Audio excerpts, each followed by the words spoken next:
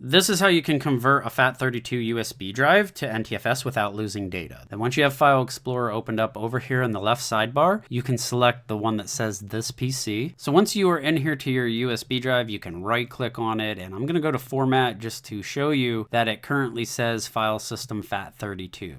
I'm also going to show you that I have data on here. I have different JPEGs. So all you need to do is open the command window up. You can right click down here on this little window and select run. And then in here you want to type CMD. That's going to open up the command prompt window. Type in convert space.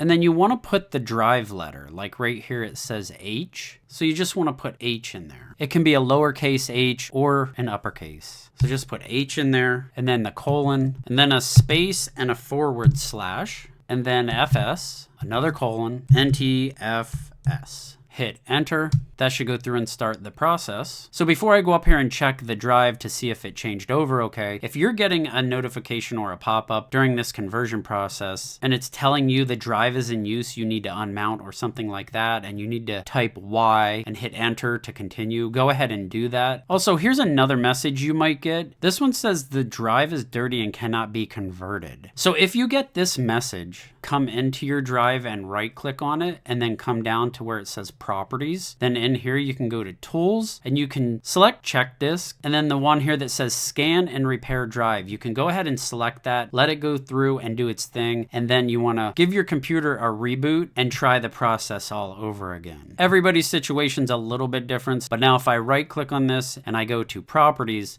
you can see that it says type USB drive and file system now is NTFS. Now let's go in here and I want to check the data. There's all my pictures. It did not delete any of my data, and I converted from FAT32 over to NTFS on Windows 11. If this video was helpful to you, hit the like button and share it. Subscribe if you want, and I'll see you in the next one.